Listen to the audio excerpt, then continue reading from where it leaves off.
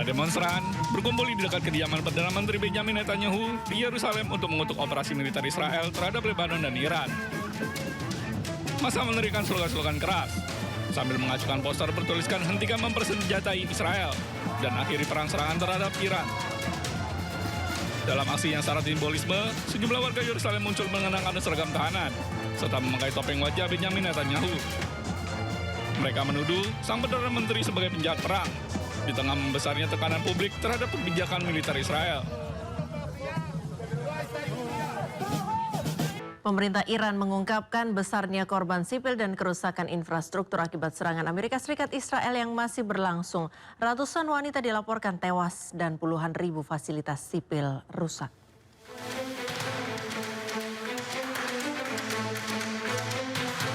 Pemerintah Iran memaparkan dampak serangan Amerika Serikat dan Israel terhadap warga sipil serta infrastruktur pada hari Sabtu waktu setempat.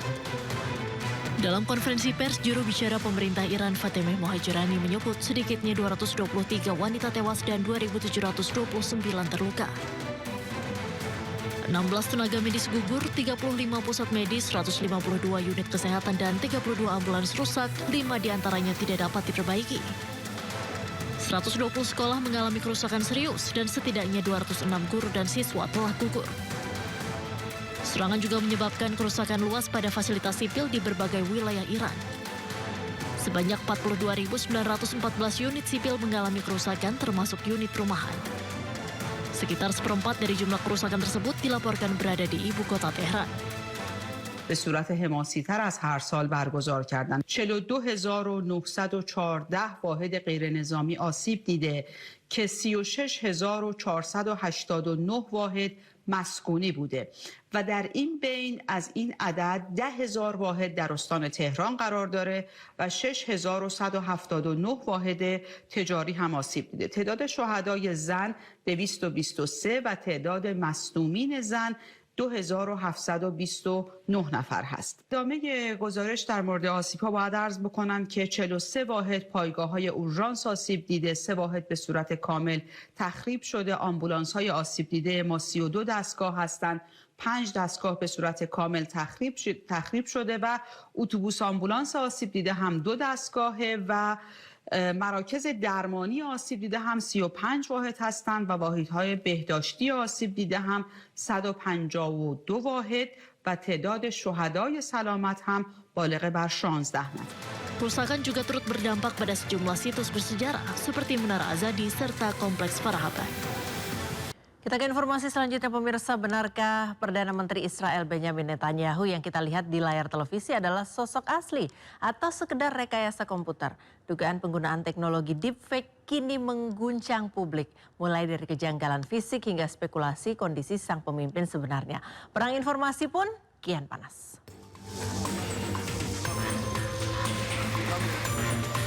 Publik kini menyoroti tajam rekaman video terbaru Perdana Menteri Israel Benjamin Netanyahu. Kejanggalan paling fatal muncul saat netizen menemukan adanya jari ke-6 dari tangan sang pemimpin di tengah konferensi pers. Kejanggalan teknologi AI dalam menyusun anatomi tubuh ini memicu keraguan massal.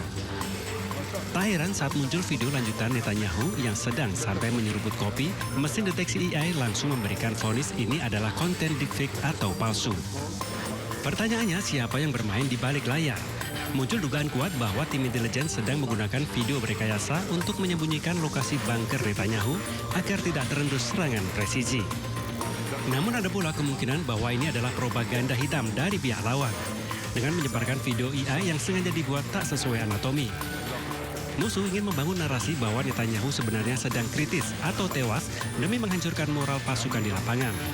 Terlepas dari siapa pelakunya, fenomena ini membuktikan bahwa piksel kini menjadi senjata yang sama mematikannya dengan peluru. Strategi menampilkan ketenangan pemimpin melalui video AI bertujuan mengecoh lawan dan menenangkan warga. Namun di era transparansi digital, setiap distorsi gambar sekecil apapun justru jadi bumerang yang meruntuhkan kredibilitas negara di mata dunia. Pemirsa, berikutnya kita akan menuju ke Komisi 3 DPR untuk mengikuti perkembangan penyidikan kasus penyiraman air keras kepada aktivis Kontras Andri Yunus. Perkembangan informasi yang tidak tepat. Saya aja sampai kemarin malam masih pikir itu gambar beneran. Ya. Ternyata saya cek, saya telepon, wah itu AI bang, kata teman-teman di Polri. Jadi apalagi di masyarakat, ya saya minta tolong ya situasi seperti ini harus sangat responsif ya teman-teman Polri ya merespon ini ya kepada masyarakat ya kita berterima kasih antusiasmenya ya masyarakat antusias untuk bagaimana pelaku bisa tertangkap. Niatnya itu pasti, ya kan nggak ada niat lain-lain masyarakat, selama nggak ada niat yang baik tapi berhati-hati. Jangan sampai niat baik kita justru menjadi masalah lain. Oke ya, terakhir ya. Oke, makasih. Billahi taufiq wal hidayah. Wassalamualaikum warahmatullahi wabarakatuh.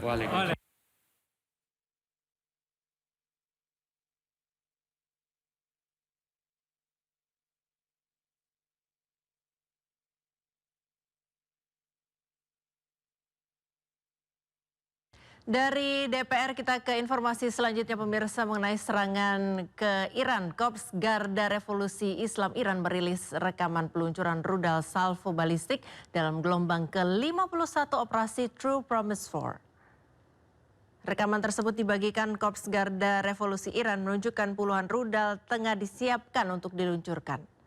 Korps Garda Revolusi Iran mengatakan bahwa serangan itu diarahkan ke pasukan Amerika Serikat yang ditempatkan di pangkalan udara Al-Kharj di Arab Saudi. Hal ini terjadi setelah Presiden Amerika Serikat Donald Trump merilis rekaman serangan Amerika Serikat di Pulau Kharg, pusat ekspor minyak utama Iran yang bertanggung jawab atas sekitar 90% ekspor minyak mentah negara tersebut.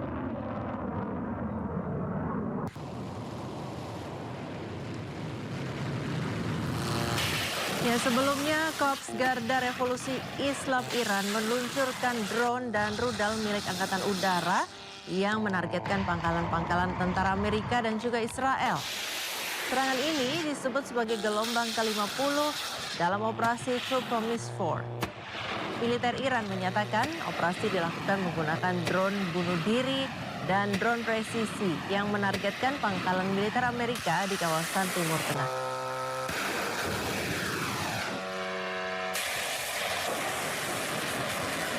Diduga drone dari Amerika, Korps Garda Revolusi Islam merilis video keberhasilannya menghancurkan pesawat tak berawak tersebut. Sebuah tayangan dari IRGC memperlihatkan puing-puing logam yang masih terbakar dan satu baterai yang bertuliskan Made in USA. Penghancuran diduga drone Amerika ini terjadi di Bandar Udara Abbas. Hingga video ini ditayangkan, pihak Amerika belum memberikan komentarnya. Kejadian ini terjadi setelah Presiden Amerika Serikat Donald Trump mengklaim bahwa Angkatan Laut dan Udara Iran telah dihancurkan.